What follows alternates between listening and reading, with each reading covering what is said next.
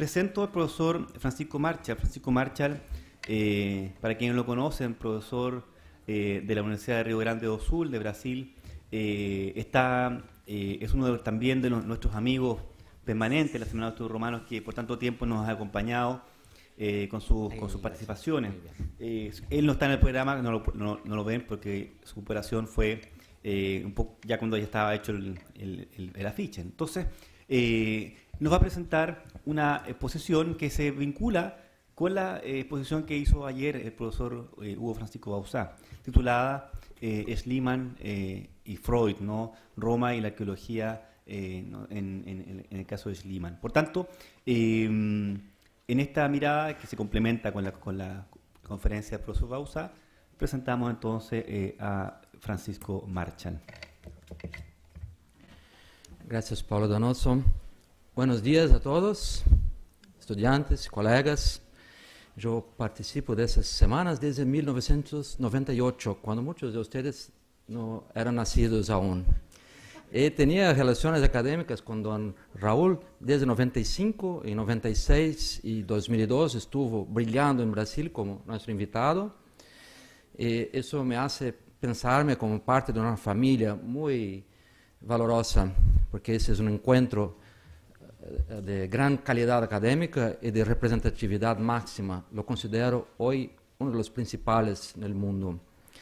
Eso de estar en la familia me hace comportar por veces como el hijo pródigo y apelar a la generosidad de don Raúl, que me acogió en el último momento debido a problemas, trastornos, porque pasamos hoy, no tenía cómo venir, pero la mano generosa de don Raúl me propició volver a encontrar la familia de las semanas aquí, con gran placer. Gracias, don Raúl. Y bueno, yo voy a añadir algo al que brillantemente presentó ayer mi colega, profesor Hugo Bauzá, sobre esa figura máxima que es Heinrich Schliemann. Sin duda, un héroe, puesto que consagrado en la memoria, venerado y con hechos notables sobre los cuales hay controversias, pero transformaciones en la historia de la cultura. Ayer hemos visto quién fue, cuáles sus trazos biográficos, muy bien presentados por el doctor Bauzá. Y hoy vamos a ver un poco el contexto de su florecimiento y qué impacto tuvo en su contexto, en la historia de la arqueología y sobre todo en la historia de la cultura, la historia del conocimiento en un sentido bastante más amplio. Eso nos lleva a investigar un poco el campo de efectos culturales de esa personalidad máxima que fue Schliemann. Desde muy temprano, animado por controversias, dada su originalidad y también dada la renovación que impuso a los estudios clásicos en su época y en su tiempo. Cuando yo hablo el héroe, claro, es ubicándolo también en el territorio de recepción, en la cultura popular, donde, como en ese librito de Laura Schlitz de 2006, reverbera una acepción hoy consagrada. Personas no especialistas, como mis padres y gente de fuera de los estudios clásicos, ubica Schliemann fácilmente como ícono cultural. Y de ahí ese uso un poco lúdico, un poco abierto de la expresión héroe. Pero también la expresión héroe lo hace paciente de los sufrimientos del héroe trágico, porque se le acusa, se le investiga con muchas causas. Eso es controversia, sobre todo desde que se celebraron los 150 años de su nacimiento, en 1972. En ese momento ya se había una tradición muy amplia, muy consolidada de tradiciones provenientes de la obra de Schliemann y de resultados, pero se hizo una arguición muy fuerte, problemas nuevos se abrieron, y él dejó como un gran legado al conocimiento una documentación extraordinariamente bien organizada, Está todo depositado en Atenas, con un fondo patrimonial que legó a su preservación y que permite hoy conocerse en la intimidad la génesis de esa obra y se solucionar muchos problemas. Ahí está una de las muchas estampas que se han hecho desde 1972, cuando se reafirmó ese su valor icónico para la historia de la cultura. Como sus antecedentes, hay que considerar lo que pasó desde el Renacimiento, donde se enseñó en la historia europea, de ahí a una sensibilidad que es nuestra hoy, la modernidad, una pasión distinta por los símbolos provenientes de la antigüedad, un filopaganismo y una tradición de filoclasicismo, pensando el paganismo con la visión poética, comportamental, filosófica, artística, que emana del Renacimiento, y como clasicismo, las tradiciones académicas que desde ahí florecen, sobre todo los estudios históricos, cartográficos y filológicos.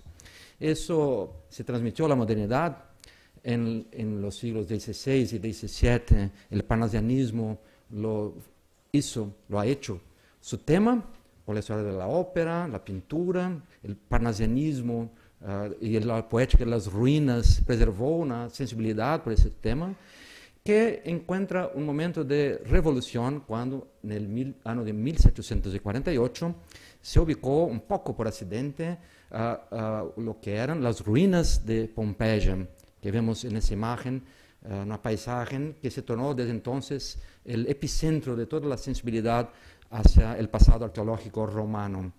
Esa descubierta es el antecedente más importante del escenario de Schliemann, porque puso en el mapa de Europa y la cultura una oportunidad de contacto con una vida que estaba ahí intensa, muy viva, en imágenes, en fragmentos, en sobrevivencias que estaban en cuerpos, en la ciudad. Una consecuencia inmediata fue que uno de los grandes de esa época, el prusiano Johann Jakob von Winkelmann, muy motivado por los hallados de Pompeya, empezó una nueva visión de la memoria y de las formas del arte y creó el fundamento de la historia del arte moderna en 1764. Así que Pompeya es un contexto porque con eso se abrió a la sensibilidad europea una curiosidad increíble. En ese momento el sitio pertenecía a la dinastía franco-ibérica de los Borbones, que dominaban el reino de Nápoles. Y sintiendo el valor que tenían, trataron de protegerlo porque todos querían acercarse, y se empezó un pequeño movimiento de turismo que va a evoluir como una motivación cultural asociada a la arqueología. Así como ese vaso se ven las personas ese dibujo, se ven las personas de la nobleza en el sitio practicando lo que era el método en su época, que era el fetiche de anticuariado, de echarse algo hermoso, significativo, sin grande método de obtención, pero con resultados que eran estupendos y siguen siendo en Pompeya. Así, aquí tenemos el principio de uno de los componentes que singularizan a Schliemann, que es la espectacularidad. Hacer del conocimiento y la visión del pasado representado en las ruinas, recuperados por la arqueología, también un espectáculo que provoca luego no apenas el interés de los eruditos, pero también el deseo, la curiosidad, el enlevo estético y una motivación por percorrer y conocer el paisaje. Hay una de las muchas escenas que en esos siglos están singularizando el sitio de Pompeya, naturalmente aún hoy el principal sitio en términos de frecuencia e interés arqueológico. Nacido un año después de Schliemann, ahí vemos Giuseppe Fiorelli, contemporáneo, por tanto, de Schliemann, que fue el director que impulsionó ese sitio en el 19. Schliemann tuvo contacto con él en 68. Quiso saber un poco cómo hacía, cómo contrataba, cómo arreglaban las cosas del sitio en un territorio donde Schliemann estaba empezando. Entonces, cuando estuve en Nápoles, ahí estuvo con él. Pocos conocen Fiorelli. Lo que conocemos es Pompeya, sus pinturas, sus ruinas, su poética, eso todo. Entonces, hay un salto de la arqueología de Pompeya a lo que va a ser la arqueología de Schliemann como un héroe mítico que se supo construir en su performance en la cultura. a pesar de eso, Fiorelli tuvo gran importancia. De él es la invención del uso del yeso francés para recuperar los remanescentes de lo que fueran los cadáveres. Eso no son cadáveres, es el yeso. Muchos lo confunden con fosilizaciones que no hubieran. Pero hizo Fiorelli un método para inflar, poner el yeso donde había un vacío y ahí recuperar lo que eran espacios de los cuerpos. Y ahí dramatizó un tanto más el sitio, dándole una pasionalidad corporal que fascina a muchos y para todos es tabú. Bueno, y ahí también encontramos, ese es también un pequeño homenaje a la poética de don Hugo Balzac, las visiones que en Pompeya conectan el sagrado y el histórico, que son visiones poéticas. La palabra inspirada, que es poetizada como performance, es escenario de vida bella y llevada, es el sentido de la literatura, el sentido del sagrado vivido en una ciudad dedicada a Venus y al placer máximo por ella concedida. Eso todo, claro, está en favor de Pompeya. En ese momento, en 1871, empiezan las realizaciones de Schliemann, sobre las cuales no me voy a detener porque fueron objeto de la presentación de don Hugo ayer. Pero sabemos en la cronología que está ahí, en ese momento, en 1871. Y en ese momento, un poco avanzando en el camino abierto por Pompeya, empieza lo que llamamos hoy la era de oro de la arqueología, cuando esa se tornó la ciencia más espectacular, que producía factos, imágenes, reportajes en periódicos de todo el mundo y interés científico renovado. En ese escenario, Schliemann fue el desencadenador, fue un elemento vital para la transformación. Le voy a presentar un poco de las principales referencias de esa era de oro de la arqueología, que ya trata de los efectos culturales producidos por Schliemann en su momento. Entonces, esta imagen que se pronunció es la imagen de Arthur Evans, que en 1900, con sus recursos, financió y realizó la descubierta y la publicación a lo largo de 29 años, las ruinas de los palacios cretenses, sobre todo el de Knossos, que se tornó un ícono de una visión cuyo precursor fue Schliemann, apuntar que había una edad histórica anterior a la edad clásica, también conocida en la literatura, y que fue la edad de bronce. En la arquitectura de Evans hay un paso adelante porque encuentra ahí también lo que provenía del mundo cicládico, es decir, un poco anterior mismo a lo que estaba en su apogeo en Creta. Pero eso, claro, fue algo muy espectacular cuando apareció ese palacio. También, algunos años después, 1911, un hecho notable, todos saben, el más importante hallazgo arqueológico de las Américas.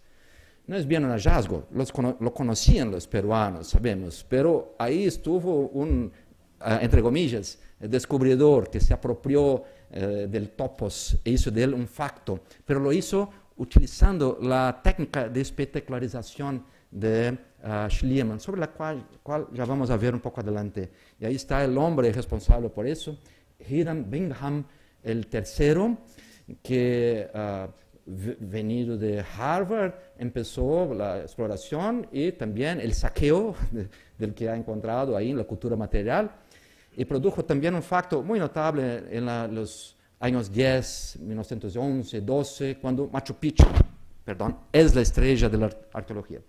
Ahí hay también la transmisión de un impacto cultural, porque muchos de ustedes ya pueden estar intuyendo que este es el modelo que animó la elaboración de un otro héroe popular de la arqueología. Es en él que Spielberg se basa para crear su Indiana Jones. Toda su morfología, su comportamiento, muchos trazos vienen de ese descubridor de Machu Picchu, Hiram Bingham.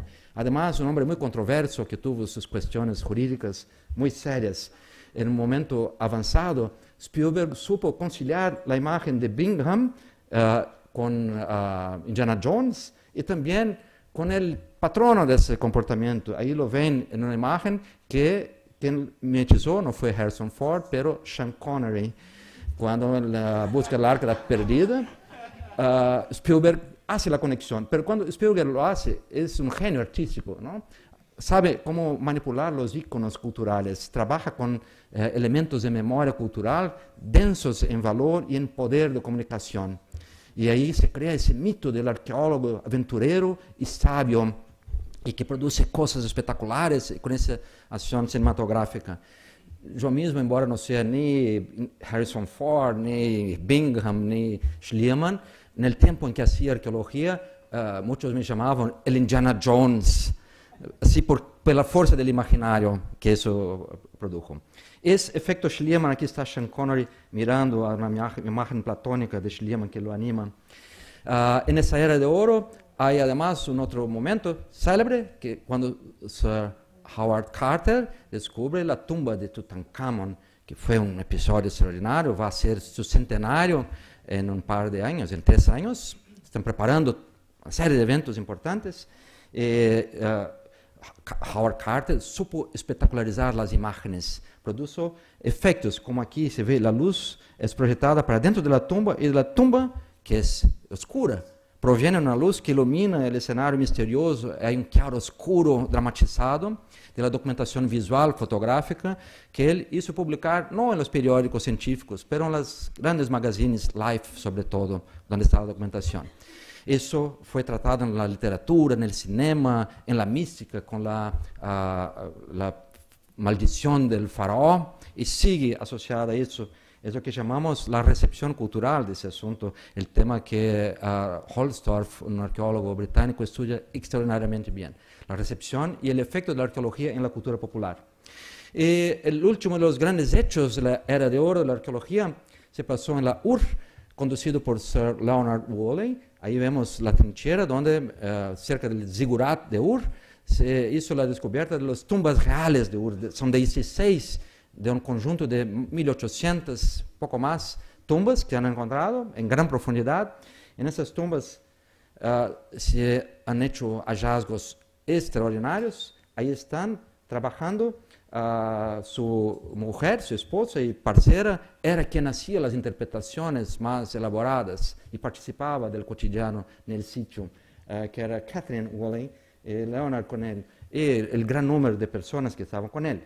En ese momento la arqueología está en su apogeo y hay un circuito, hay un tránsito muy fuerte de personas, Lawrence, diplomatas, cineastas, actores, y ese señor que ahí está en el centro de la imagen, que fue a visitar Ur, ahí tuvo que volver de emergencia a la Inglaterra, fue acompañado por el asistente de Leonard Woolley, Max Mallowan, que aparece sentado al lado de la señora, que con tanto contacto desposó, casaronse, Max Mallowan y Agatha Christie. Agatha Christie, que transmite al mundo del romance policial toda esa temática egipcia y mesopotámica, y que circula a lo largo del siglo XX como un elemento de instigación, de contacto cultural entre el antiguo, el espacio, el paisaje, la pesquisa arqueológica, el deseo y la imaginación.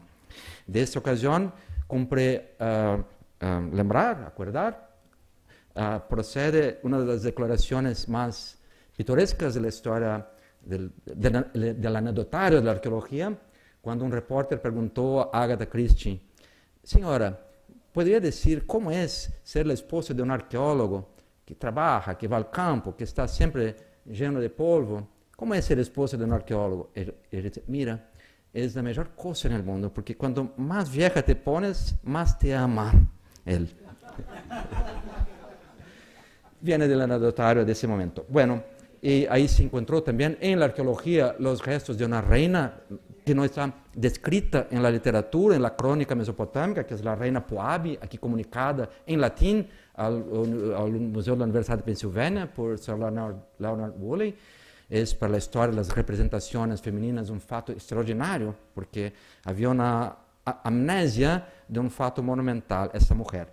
Mujeres que aparecen también en las tumbas reales con sacrificios humanos, la mayor con 73 cuerpos sacrificados, apenas 8 de hombres. Las restantes mujeres de la corte que tocaban la lira, jugaban, bebían, danzaban en los últimos momentos de una reina que fue ahí sepultada. Eso todo, lo imaginan, produjo un impacto extraordinario por su novedad, por su poder dramático.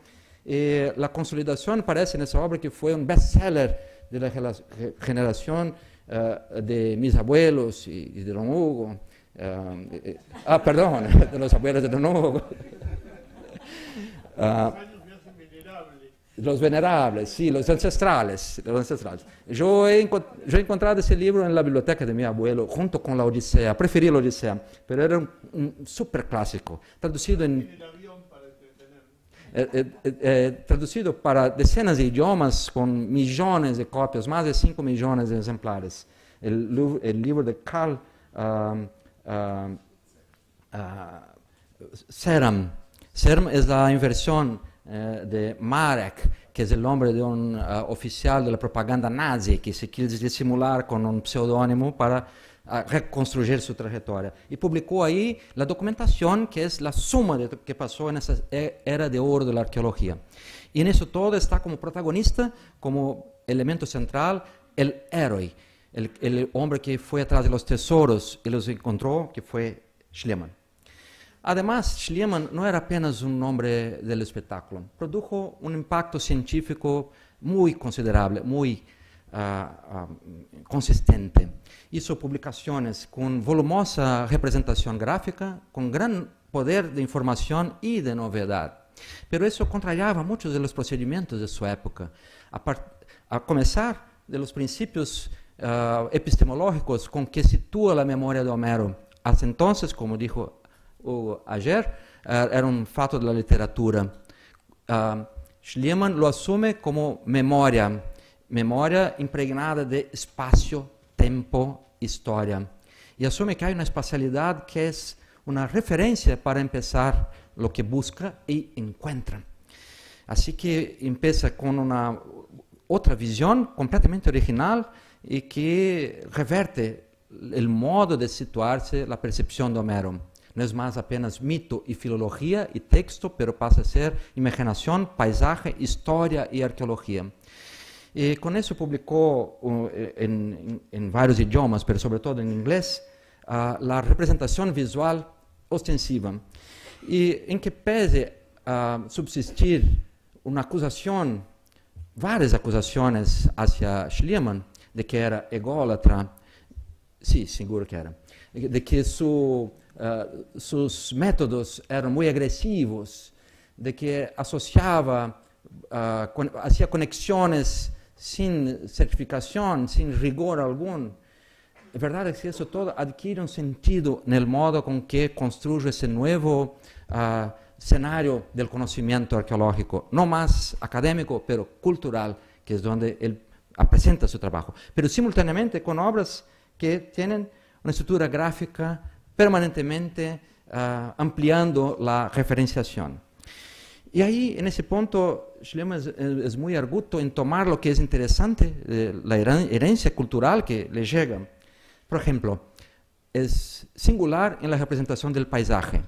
Bueno, es con el paisaje representado en el texto que ubicó en la colina de Hisarlik el locus de la villa de Troya, porque vio que las fuentes de agua que se procuraba y el circuito percorrido con el cadáver de Héctor no eran compatibles con el territorio tradicionalmente atribuido. Pero Hisarlik lo podía solucionar y con eso, claro, había prospecciones que lo antecedieron, ubicó en el paisaje ese punto. Pero también heredó una tradición que les presento a seguir, que es una tradición de representación panorámica del paisaje. Bueno, además es muy folclórico, étnico, representa gente, pueblo, etnia, como si fuera un cuadro geográfico. Y es parte de eso la construcción de un personaje igualmente mítico. Y ese es el punto central en Schliemann. Hace un tránsito entre mito, arqueología, historia y cultura.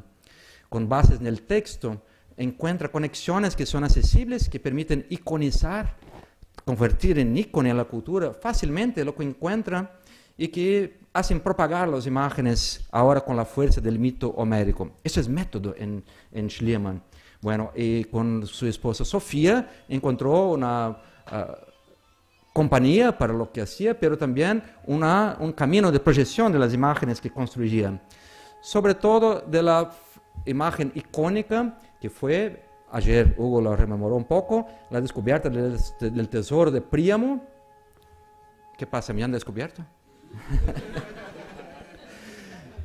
No, bueno, y que produjo una de las imágenes más célebres de la historia de la arqueología. Es cuando Sofía viste las joyas. Eso produce una imagen que es propagada por los periódicos y que hace la mutación. La memoria arqueológica pasa a ser una commodity, es decir, un bien que puede ser adquirido, vestido, hay una corporalidad, un deseo. Personas pasarán a ver ahí un sentido de design, de moda, de mundo fashion, que él intensifica con esa imagen. Y fue tan icónica que fue utilizada incluso para agredirlo en un episodio que muestra dónde estaba su interfaz. Su interfaz estaba delante de la filología tradicional y la figura abominable, en que pese su extraordinario valor para la historia del conocimiento, por lo que hizo con los avatares de la cultura, Ulrich von Wilamowitz-Möllendorf, o lo coloca en una galería terrible, porque pegó esa foto de Sofía, hizo en la Academia Alemana de Roma una encenación caricatural de Sofía, debochando, es decir, haciendo broma de Schliemann, de todo lo que había hecho, y de Sofía también. Ese mismo Wilamowitz, que fue el tormento de la vida de un otro avatar de la cultura contemporánea de esos todos, que fue Friedrich Nietzsche. Buena parte del sufrimiento de Nietzsche viene del poder de autoridad de ese filólogo que quería controlar lo que él llamaba el rigor del conocimiento, pero también una aversión a ese nuevo lenguaje cultural, tanto la de Nietzsche cuanto la de Schliemann, que son contemporáneos. El libro crucial de Schliemann, su primer gran obra de impacto, El nacimiento de la tragedia en el espíritu de la música, es de 1872, es decir, un año después de la publicación de los resultados de Troya. Y ahí Schliemann muestra un mundo dionisíaco, de pulsiones eróticas, de trance, que complementa el mundo institucional, modelar apolíneo, y con eso incendia lo que será el neopaganismo de fines del XIX y que impregna el XX también. Y eso es consubstantivo de lo que hizo Schliemann, mostrar que hay otra visión de aquello que se quería como su territorio, la filología clásica. Lo ubico así sin desconsiderar el enorme impacto formativo que tuvo el conocimiento producido por Wilamowitz. Pero hay que pagar la cuenta del mal que produjo como en ese problema. Schliemann tenía una visión distinta. Para él, el rigor filológico del texto era completamente irrelevante. Bien que un poliglota, bien que un ávido lector de las fuentes, pero a partir de él las fuentes pasan a ser la cultura material, las representaciones, la cerámica, el paisaje, el espacio. Así crea una relación entre espacio, mito, espectáculo y la producción de media, la visión de cuerpo. Ahí están las joyas de Príamo.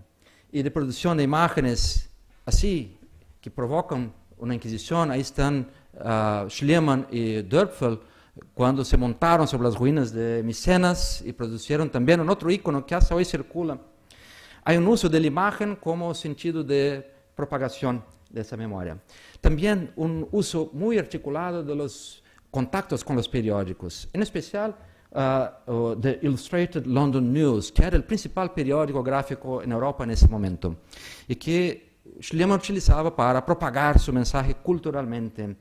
Ahí está en 77, la divulgación de los hallazgos de 76, del año anterior, que hizo en Londres. Lo hizo con un celo estratégico extraordinario, haciendo de las páginas de las descubiertas parte del mobiliario doméstico en todo el mundo, y todas las élites letradas que consumían esas lecturas en todo el mundo, ahí como se ve aquí. Un otro campo que está relacionado a eso es del turismo, del turismo que se transforma en cultura y tradición académica literaria en el 19, con la serie de los guías Baedeker, que es la tradición más antigua y más fuerte de literatura de guías de turismo, que proponía una visión del espacio, de la cartografía, de la memoria, de los datos, articulada con un plan de viaje que fue alma del sentido de Schliemann. Entonces, Baedeker hacía publicaciones con extraordinaria calidad cartográfica. Ese es su mapa de Roma, puede estar un libro de historia, geografía o tratado histórico, y es fuente para lo que Schliemann realiza. Schliemann es sobre todo el que concilia el turismo con la arqueología. Antes de empezar las excavaciones, sin embargo, hizo un recorrido global en que conoció y experimentó y desarrolló esa su visión del espacio como experiencia corporal, física y sensual del paisaje, junto con el conocimiento. Un otro campo es cómo su retórica y sus imágenes construyen la visión panorama. Y cuando hablo de panorama, me refiero a algo que hoy no tenemos más, pero que era un suceso en las ciudades del 19.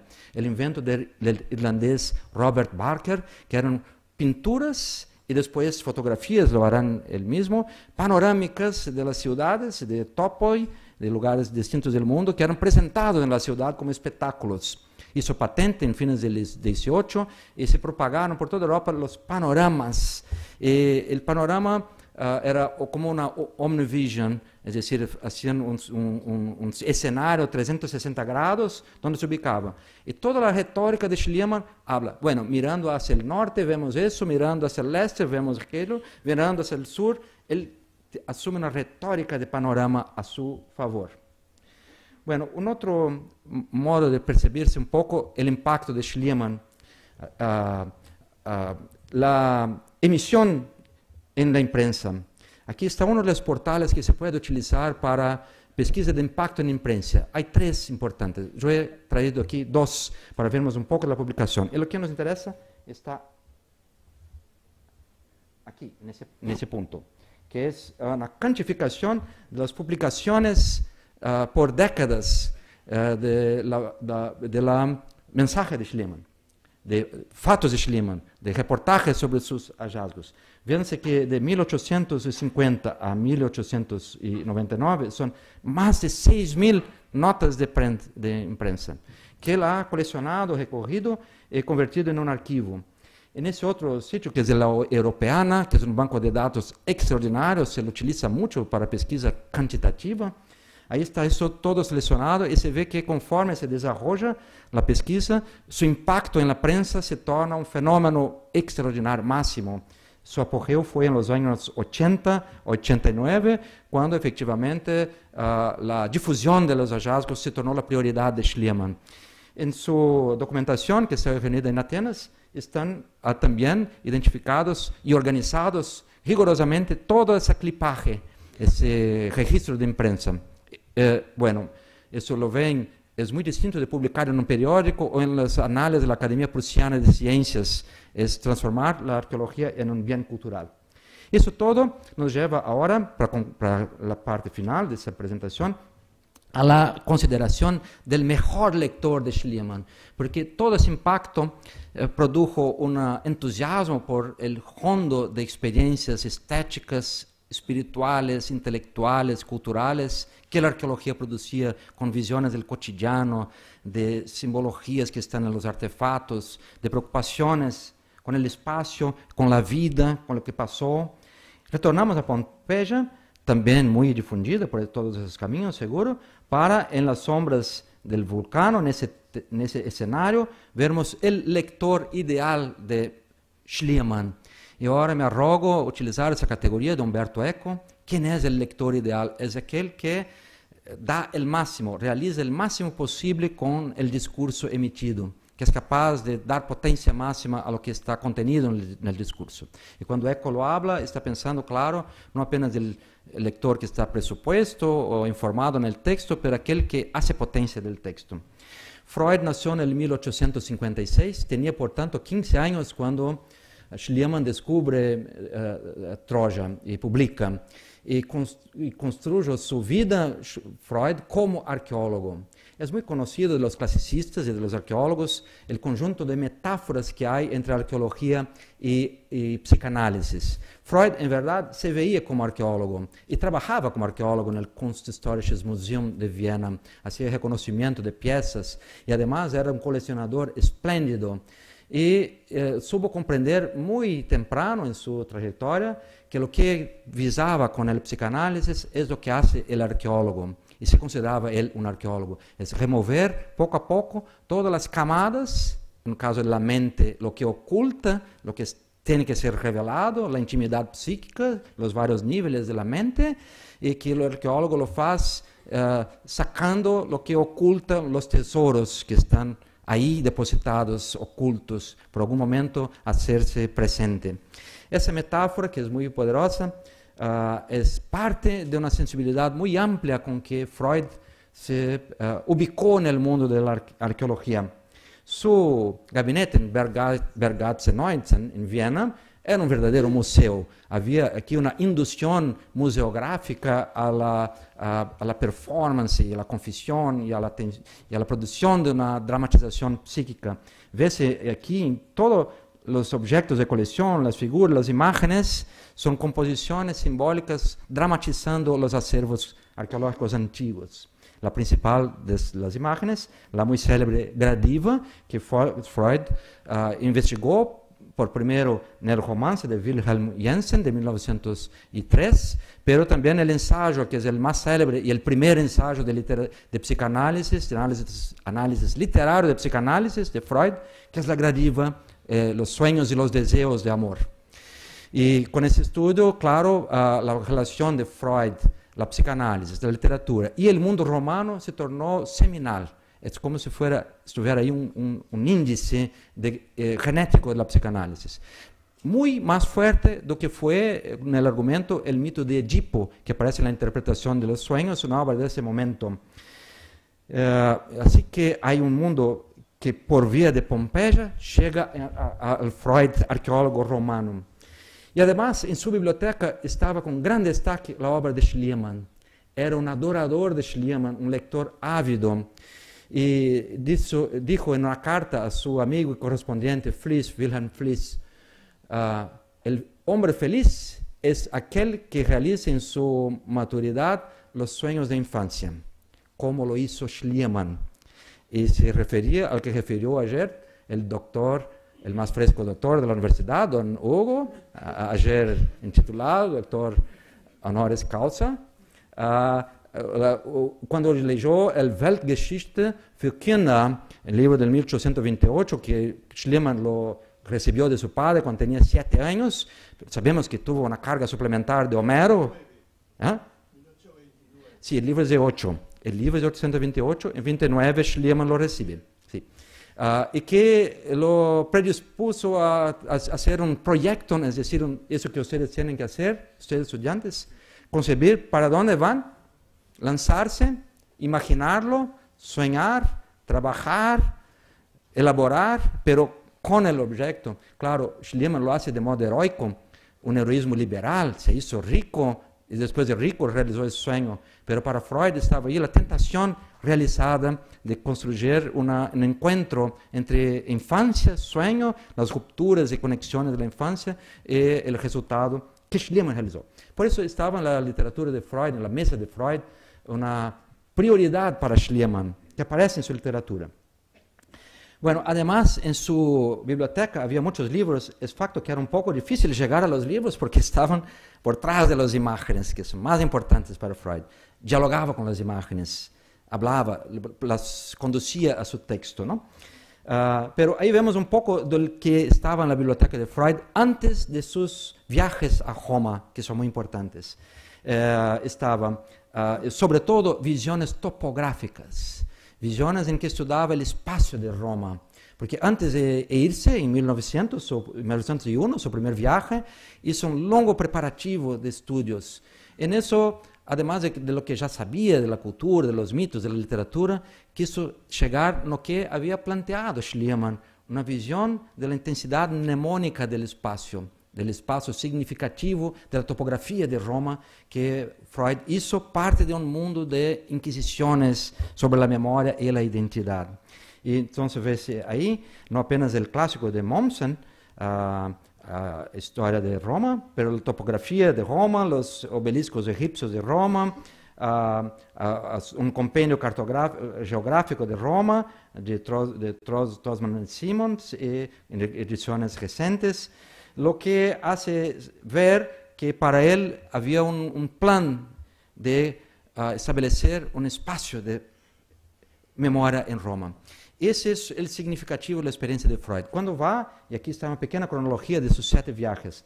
La primera es la más impactante, pero la de 1912 fue la en que adquirió su placa de la Gradiva, luego la que se tornó la más fetiche para su memoria. Y evoluyó con eso su visión, de qué quería con la visión de Roma, con ese territorio de Roma, con ese espacio de memoria de Roma. Y en ese momento, cabe decir, Freud da sentido al que ha comentado ayer, el día antes de ayer, Cecilia Ames, y después Guillermo de Sanctis, que en el trayecto de Evandro con Enéas, dice Cecilia, está ahí como si fuera la experiencia de Freud, el palimpsesto de memoria, que como que los monumentos, o sea, la monumenta, lo que se ha erigido ahí como memoria, es lo que aparece en Freud como una mnemotécnica o una mnemomancia que hace para recuperar lo que hay en Roma. Bueno, en ese sentido, él trata a Roma como si fuera parte de su arqueomancia de la psique, el modo con que utiliza la arqueología para avanzar en el conocimiento de algo que es de un otro mundo, el mundo de la intimidad psíquica. Y hablaste, Cecilia, de una topografía tan significativa cuanto la historia. Ese es el sentido de Schliemann, hacer que el espacio sea más importante que la narrativa. Y después Guillermo añadió que son los edificios significativos. Así Freud construye su espacio de memoria en Pompeya. Ahí vemos una de las imágenes de las planchas de Piranesi, que hizo en el 18 el conjunto referencial del patrimonio de imágenes de Roma. Saben muy bien ustedes que las mejores colecciones de esos grabados se encuentran en Roma y en Viña del Mar, en la casa de Don Hugo, un célebre ambientado del mundo de Piranesi. Don Raúl. Pero el Piranesi seguro aparece en la imaginación de Freud cuando va a decir cómo imagina Roma. Y en ese momento llegamos al fin. Vamos a leer un poco de esa fuente primaria extraordinaria, como aparece en el libro Das Unbehagen der Kultur, de Freud, el malestar de la civilización, la desacomodación de la civilización, el malestar de la cultura, como se traduce ese texto, donde reexamina el sentimiento oceánico con que quiere explicar la religión, donde presenta más claramente su visión de Eros y Thanatos tensionando la cultura, pero también donde esclarece cuál es la relación de Roma con la memoria y la intimidad psíquica. Está en el comienzo del libro, es una parte importante, y ahí veremos dónde llegó ese impacto con que Schliemann pudo convertir el paisaje en un fenómeno mnemónico, un fenómeno de memoria y de intensidad cultural. Está en las páginas que podemos leer, cuando él compara Roma con la intimidad psíquica. Y ahora tenemos una ocasión de triplo aprendizaje, un poco de portugués, un poco de portuñol, que es lo que estoy hablando, ya lo han percibido, y un poco de Freud hablando de Roma. Claro que Freud hablando de Roma percebemos también un territorio donde eso se expande por la psicoanálisis, por la clínica, por la atención patológica y con que se examina ese problema en el ambiente de psicoanálisis, pero también por la literatura, el cinema, por un mundo de intensidad mnemónica de Roma. Y dice entonces Freud, en 3 parágrafos que leeremos, con eso tocamos el problema más general de la conservación en el psíquico, que casi no fue trabajado, mas es tan importante y atrayente que nos ha permitido concederle un momento de atención, embora la ocasión no parece justificarlo. Hace un excurso para hacer la asociación entre Roma, ciudad, psique y memoria. Desde que superamos el error de considerar que nuestro habitual esquecimiento significa una destrucción del trazo mnemónico, tendemos a la suposición contraria de que en la vida psíquica nada que una vez se formó puede acabar, de que todo está preservado de alguna manera y puede ser traído nuevamente a la luz en circunstancias adecuadas, mediante una regresión de largo alcance. Por ejemplo, vamos a intentar aprender lo que esa suposición puede envolver por medio de un símil de otra área, que es la arqueología. Tomemos como ejemplo la evolución de la ciudad eterna, Roma. Los historiadores enseñan que la más antigua Roma fue la Roma Quadrata, un poblamiento rodeado de cerca del monte Palatino. Siguió entonces la fase de Septimontium, una federación de colinas sobre los respectivos montes, después la ciudad que fue cercada por el muro de Servo Tulio y, aún más tarde, após tomadas todas las transformaciones del tiempo de la República y los primeros Césares, la ciudad que el emperador Aureliano encerró con sus muros. En un rápido recorrido hace una sinopsis de lo que es la historia urbanística del espacio de Roma, pero lo quiere ahora trascender. No acompañaremos más las mudanzas sufridas por la ciudad. Preguntémonos ahora o qué un visitante de la Roma actual, es decir, un turista impregnado del humanismo freudiano, que piensa ese espacio como un espacio de intensidad mnemónica. Munido de los más completos conocimientos históricos y topográficos, es decir, transhistóricos, ultrapasa lo que el academismo filológico e historiográfico ofrecía, pero llega en otro territorio.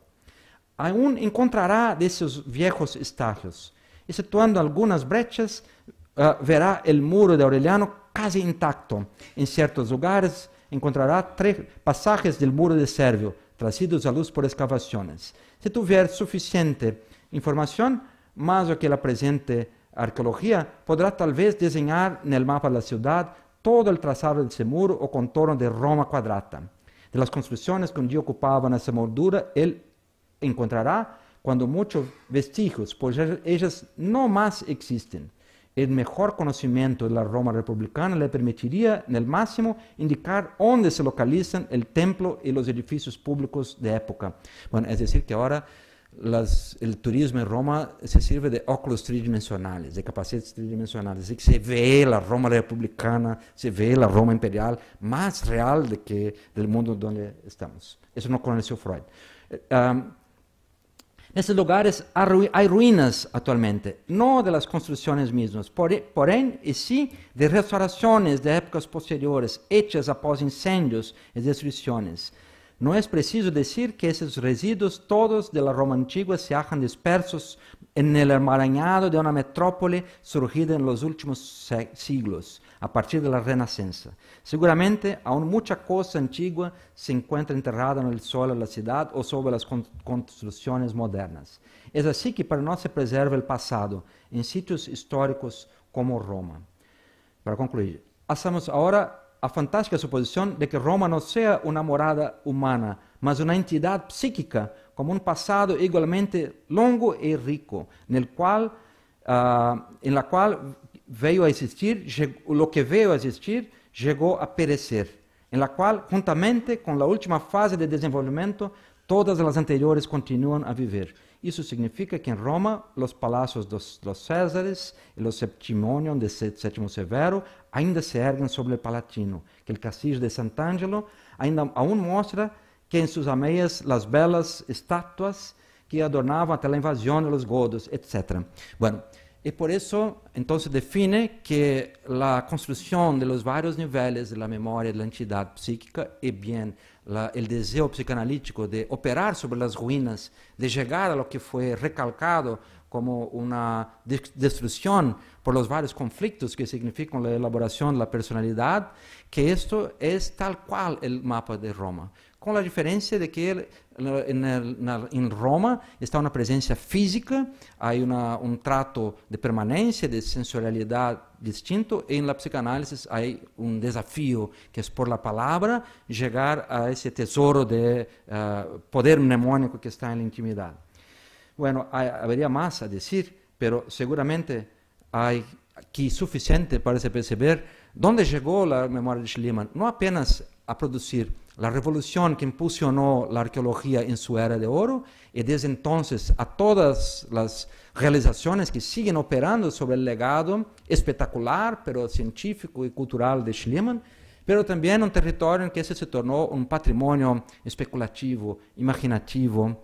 Puede que un heredero de Schliemann hoy, o hace algunos años atrás, porque se partió, fue Federico Fellini, que con su Roma también quiere explorar lo que es el residuo, el ícono, la imaginación, el espacio, él que era un vinculado al flujo energético psicoanalítico también. Y ocasiones en que ahora, viendo imágenes de Roma, sabemos que hay ahí también un planteamiento que nos intriga y desafía. ¿Cómo comprender con el conocimiento lo que nos constituye, lo que constituye la cultura, la historia del conocimiento, y trascendiendo eso todo, la formación genética de una nueva imagen de Roma tras la obra de Schliemann? Muchas gracias.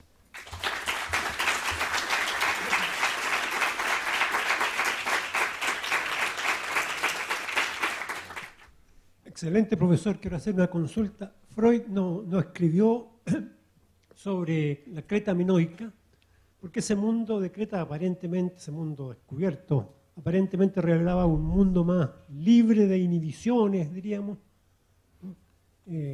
¿Podría haberle sugerido algo a Freud? No sé, por eso le pregunto. Hay algunas notas que muestran que Freud estaba bien ciente del espectacular hallazgo de Arthur Evans, que fue en 1900, que el año en que publicó la interpretación de los sueños, que es el marco inicial de la psicoanálisis. Pero en ese momento Freud ya estaba en una enquete, estaba con problemas y cuestiones que conciliaban la arqueología clásica greca, romana, egipcia y china. Tenía también algunas figuritas chinas que le eran muy predilectas. Su predilecta era la imagen, Marcelo, de un chino que estaba ahí delante, donde ponía su puro, su cigarro. No transparece en Freud. Algo hay que ahí puede explicarlo. Es que el mundo cicládico y el mundo de la edad de bronce minoica negocia muy poco con las narrativas clásicas, ¿no? El cicládico sobre todo. Y él hace un tránsito entre narrativa, literatura, experiencia psíquica y arqueología. En eso la arqueología clásica y mediterránea como un todo es bastante más generosa. Pero hay ahí una lacuna. Hay algo a investigar en ese punto, seguro. Buenas tardes, profesor. Buenas tardes. Usted dice que en su conferencia, al menos lo que puedo entender, es que Freud lo que hace es una analogía entre lo que es la arqueología para poder entender cómo se puede llegar al psicoanálisis. Mi pregunta más que nada tiene que ver si se puede hacer lo inverso, sino que a través del psicoanálisis pueda entenderse más que nada qué es lo que guía o las motivaciones profundas del inconsciente que pueden guiar este fetichismo que se da por los anticuarios en la revolución arqueológica del siglo XIX.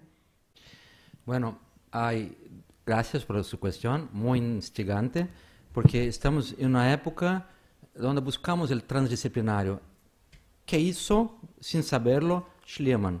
Es decir, contaminar el conocimiento con preocupaciones cotidianas, culturales, curiosidades, pero hacer de eso una pauta muy productiva para el conocimiento. Y cuando hablamos del transdisciplinario, pensamos lo que hace transitar cuerpo, espacio, cultura, sociedad y ciencia, y lo que provoca las mutaciones en la ciencia, y luego lo que se ofrece en los varios campos como camino de creación científica, de una nueva creación científica. eso ultrapasa el sentido del interdisciplinario, donde se encuentran, como en el caso de Freud, cuestiones que son presentadas en diferentes escenarios, la arqueología, la psicoanálisis, pero también la lingüística y la historia del arte, que están conjunto en el programa de Freud. Y cuando se hace una formulación, poco importa cuál es el punto de partida y el punto de llegada, porque se hace un circuito, y se puede con ese circuito, claro, enriquecer y abrir nuevas cuestiones que provienen del vocabulario, de las metodologías, de las cuestiones que hay. Y también, claro, sin hacer un fetiche de eso todo, porque hay diferencias, hay límites. La arqueología trata de cultura material y la psicoanálisis de cultura inmaterial por excelencia. Bien que hoy con la neurociencia sabemos que hay un tránsito entre la parte fisiológica y el comportamiento y la mente y la imaginación, mucho más de lo que se suponía. Pero son fundamentalmente fatos psíquicos narrados. El arqueólogo se pone delante de un problema muy serio, que es encontrar muchas veces imágenes sin leyendas, sin mitos, sin representación, sin texto, que provocan la imaginación simbólica. Luego una forma muy poética de inquirir a eso, y que es complicada. Yo me sitúo como iconólogo, me limito a lo que es histórico, pero sé que ahí está algo muy provocativo, que fue activo en la lectura de Freud. Bueno, lo que podemos ver aquí es que hay varios caminos para integrar ese campo de construcción humanística, que es la literatura de Freud, como una visión de la historia. Y a todos ustedes, estudiantes, ahí está una invitación, entender que hay un Freud historiador de la cultura, de extraordinaria calidad de información y de expresión, y que provoca lo que tenemos que mantener, alimentar, cultivar, que es la curiosidad científica, imaginativa, creativa, nesse ponto a ese circuito. No sé si respondí lo que quería. Muchas gracias por su presentación, no solo por la información que nos entrega, sino en lo personal, porque a mí me llena mucho de ilusión. Yo tengo muchos amigos que no les gusta la historia, y ellos me dicen, pero si está todo descubierto, ¿cuál es el futuro de tu profesión? Y yo les digo, no está todo descubierto, hay mucho aún que sabemos incluso que está enterrado. Por ejemplo, hay ciudades como Leptis Magna o Baelo Claudia, que sabemos que están ahí, pero aún siguen bajo tierra, como impacientes a que alguien se acerque. Incluso en sitios famosos como Ostia o Pompeya, aún hay zonas donde no se ha excavado. Entonces, yo pienso que actualmente la sociedad con las redes sociales tiende a tener la imagen de ver para creer. Entonces, mi pregunta como para nosotros, los futuros estudiantes, quizás futuros arqueólogos, si nos podría aconsejar o hablar sobre los desafíos respecto a las nuevas tecnologías y cómo acercar estos sitios, estos espacios antiguos respecto a la arqueología y cómo usted ve el futuro de la arqueología, incluso no solo en Roma, sino también acá en Latinoamérica o en todo el mundo. Eso, muchas gracias. Gracias. Bueno, hoy hay una preocupación global con lo que estamos haciendo con el planeta y la civilización. Se cree que es indestructible el navío donde estamos, pero no lo es. Y si examina los contextos de colapso, la relación entre colapso ambiental, cultural, político, así, el colapso de la edad del bronce, que vuelta a ser examinado, hay cuestiones ambientales, sociales y culturales muy graves ahí, pero sobre todo el mundo del paleourbanismo del Neolítico en la Anatolia, donde pasó un ciclo de 5.000 años, precisamente la medida del ciclo donde estamos, puede que en el borde, con ciudades como Çatalhöyük, Göbekli Tepe, que se extinguieron. Así que en esos sitios hay una enquete. Lo que produjo el colapso. Seguro que eso es un problema de utilizar la visión de longa duración y la capacidad de relacionar el medio ambiente y cultura que la arqueología ofrece, que es un programa hoy muy importante, que concilia la pauta ambiental y con los dilemas de la civilización. Eso seguro. Persisten todos los problemas. Podríamos aquí empezar un curso de arqueología. Yo voy a me contener porque el tiempo urge. Pero te diría que eso es seguramente el problema más urgente por la urgencia que vivimos en la cuestión ambiental. Y además dice tu amigo que no somos homo sapiens, socráticamente somos homo ignorans, no sabemos nada. Sabemos un poquito, menos de 4% del universo astronómico, físico y del mundo cultural, más olvidamos que le rememoramos. Así que tenemos que permanentemente rememorar, reelaborar, construir, crear. Francisco, gracias por una conferencia que además es tan inspiradora y se nota por toda la cantidad de participaciones que despierta en la sala. Me permito, y lo digo sin falsa modestia, con humildad porque me siento un poco apabullada, recordar un par de cosas que tienen que ver con una pregunta que hubo por allí.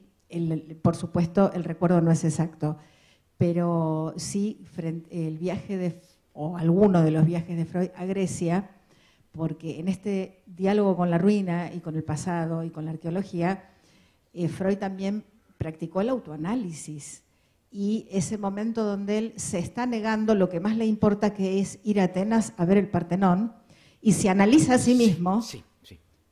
cómo, digamos, se da cuenta de la traba neurótica, y al revés, porque hubo una alumna que muy inteligentemente preguntó, ¿no?, por la vuelta al revés, en la pelea de diván que tuvieron Jung y discípulo y analizante, cuando Jung le trae sus sueños de descubrimientos arqueológicos, de encontrar, digamos, y Freud le devuelve una interpretación de tipo psicoanalítico tradicional en relación a los vínculos familiares, y Jung dice, no, yo quiero descubrir momias, ruinas o lo que fuese. Me parece que tiene que ver con la pregunta que se hizo recién. Por lo demás, bueno, da para hablar muchísimo, te agradezco vivamente. Gracias, Graciela, muy gentil de tu parte. Bueno acordarse eso. Fue en 1913 cuando él estaba en Atenas. Él lo cuenta como encostado en las columnas, lo que hoy no se puede hacer más. Tuvo una intuición de la visión, lo que le iluminó esa visión de qué era la memoria greca y greco-romana para él. Y para él era muy tensionado eso, porque se ve como hebreo. Su acercamiento de Roma fue producido como una metáfora de Aníbal cercando Roma. Se figuraba como el semita que vino y tenía que conquistar Roma para sí. Entonces, lo que podría ser una nueva guerra púnica fue una conciliación por la cultura para Freud, cuando consiguió ultrapasar las tensiones entre el mundo semítico y el Vaticano, que era Roma, la cultura católica, y hacer de eso una nueva experiencia. Y de ahí la contemplación del Moisés, que hizo en Roma, de Michelangelo, que fue el camino para ampliar esa solución. Pero en Atenas, en 1913, es también cuando decide romper con Jung, con quien había fundado en 1910 la International Psychoanalytic Association, que es el núcleo de la psicoanálisis internacional. Ese fue muy doloroso para Freud, fue el principal trauma de la historia del psicoanálisis, y el escenario afectivo que le provocó fue precisamente esa experiencia en Atenas, ¿no? ¿Sí? Pero hay que acordar esa cosa que se veía, sufría como el semita. El semita ahí, incluyendo el fenicio y luego el púnico, lo trasladaba a las tensiones que él como judío sentía delante de la cultura clásica y de Roma en particular. También tensiona su visión de Roma eso, fuertísimamente. Agradezco vivamente al querido amigo Francisco su exposición sobre Schliemann y Troya. Y quiero añadir dos cosas. Una, Francisco remitió al momento en que Ulrich von Wilamowitz-Moellendorff se burla de Nietzsche cuando Nietzsche publica El nacimiento de la tragedia, año 1872. Nietzsche joven, tiene 20 y tantos años, Wilamowitz ya es un académico de la Academia Prusiana. Lo que Wilamowitz no pensó es que dos genios del momento, como fue el caso de Erwin Rohde, autor de Psique, y el caso de Walter Otto, un teólogo de la religión griega, estos dos genios dijeron, no, Nietzsche tiene razón, con lo cual Wilamowitz se quedó de lado. A la postre, en el epistolario, Wilamowitz, usando un término grosero, reculando, terminó diciendo, bueno, hubo un problema de mala interpretación. Eso es un comentario. Y el segundo, te invito, por favor, a que hagas alusión a aquella joven excelente de San Pablo que hizo su tesis de maestría sobre la biblioteca de Freud en Londres, que conocí a través de tu persona. Hablas de Ana Lucia Lobo, sí, que estudió la biblioteca de Freud, ¿no? El circuito de lectura de Freud. Bueno, está hoy depositada en Londres, ¿no? Donde está el Museo Freud, Madison Square, y ahí hay también una catalogación muy fuerte. Esa obra ha sido publicada de Ana Lucia Lobo, pero hay un conjunto de fuentes primarias freudianas esperando estudiantes de posgrado. Ese es el fato principal. Hay colecciones, visiones de la literatura, de la arqueología que está en su documentación y que son materia extraordinaria para la historia, para la historia de la cultura, la historia del conocimiento, y que ahí está. Bueno, en la cultura tedesca hay una pasión por las cartas, Briefwechseln. Trocar cartas es como que una pasión máxima en la cultura alemana. Y en la documentación de Freud hay un espacio exuberante para las cartas, donde todo eso se elaborando con sus distintos amigos, y como él va seleccionando lo que le importa y hace brigas con los amigos. También con Fliess fue un conflicto de esa orden lo que lo opuso. Gracias por su comentario. Bueno, gracias, Francisco. Como has visto, has logrado el impacto del auditorio, también el mío, pero no puedo evitar en este momento hacer una pequeña reflexión. Yo participo en Buenos Aires de una tarea ímproba. El embajador de Grecia en Buenos Aires me tiene como un referente para la devolución del patrimonio que los ingleses tienen del Partenón. Entonces, como participo asiduamente de esas reuniones, yo escuché con atención todo lo que has dicho, pero no pude evitar sentir el despojo que tanto Schliemann como Evans y otros de los nombrados produjeron a poblaciones que hoy no tienen ese patrimonio cultural. Primera salvedad, que es solamente un recordatorio. Segundo, dado que en el receso fuimos con Milagros a pasear un rato, hablábamos justamente, yo le comentaba, digo, España es una cultora del cuidado del patrimonio romano, y dado que a los jóvenes están preguntando por allí atrás, yo lo tomaría como un ejemplo de cómo hoy los medios últimos, la tecnología, permite reconstituir. Recién ahora en Roma, en los últimos años, he visto, Museo de Trajano, por ejemplo, el Mercado de Trajano, el tema de la reconstrucción a través de imágenes creadas in situ, ¿no? Es decir, con imágenes que tiene un nombre esto, que no recuerdo en este momento, se reconstruyen las personas, ¿no? Y podemos ver esto que ha sido destruido prácticamente en su esencia original por la labor de pseudoarqueólogos. Schliemann, en la tarea que ha hecho en Troya, ha usado esta espectacularidad, pero debemos recordar que la Escuela Alemana de Arqueología a Schliemann lo ha denostado sistemáticamente, porque hubo que reconstruir elementos que él fue destruyendo con el objetivo de encontrar el tesoro de Troya, que él se lo robó. Y esto es, no quiero ser mala con él, pero los alemanes lo son. Y otros pueblos que se han sentido despojados por la acción de Schliemann. Cuento una pequeña referencia. Yo doy en clase, cuando doy Creta, el despojo que ha hecho Sir Arthur Evans de Creta. Para los cretenses hoy es un gran negocio, Gnosos, porque la sala del trono estaba destruida hasta los cimientos. Y si uno entra, como entré yo, en la sala del trono hoy, los colores, la reconstrucción, es un ideario de él.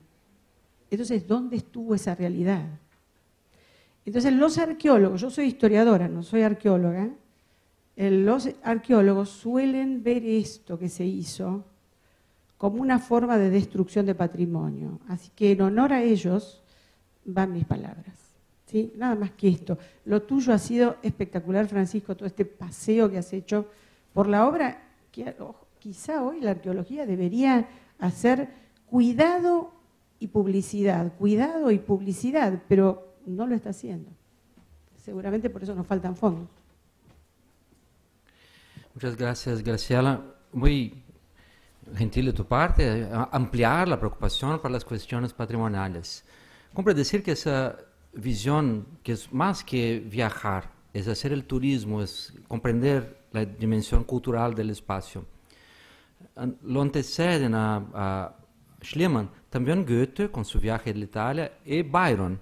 Y Byron entiende lo que están haciendo los ingleses, Lord Elgin, Sir Thomas Bruce, cuando lleva los mármoles de Atenas para Londres. Byron encabeza un movimiento de resistencia a eso, porque sabe que es un abuso, que es una violación.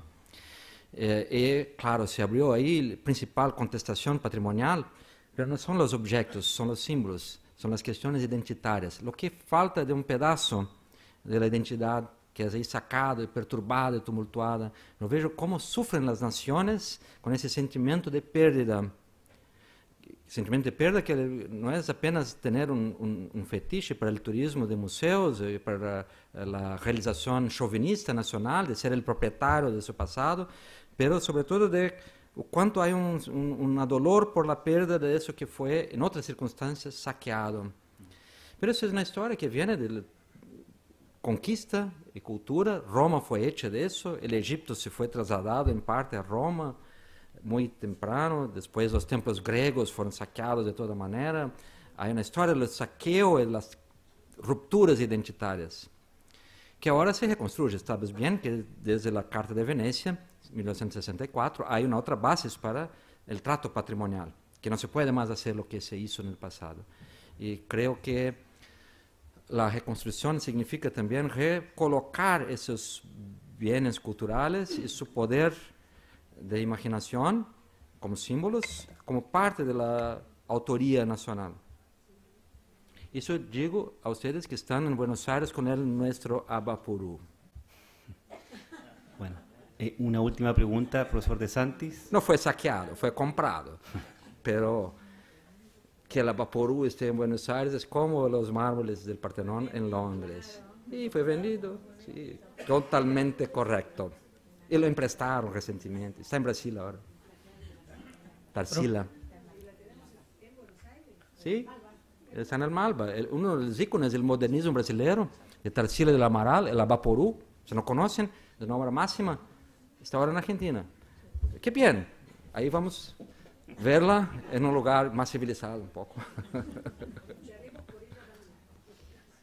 Profesor, dos intervenciones, una seria y una que carece de seriedad completamente.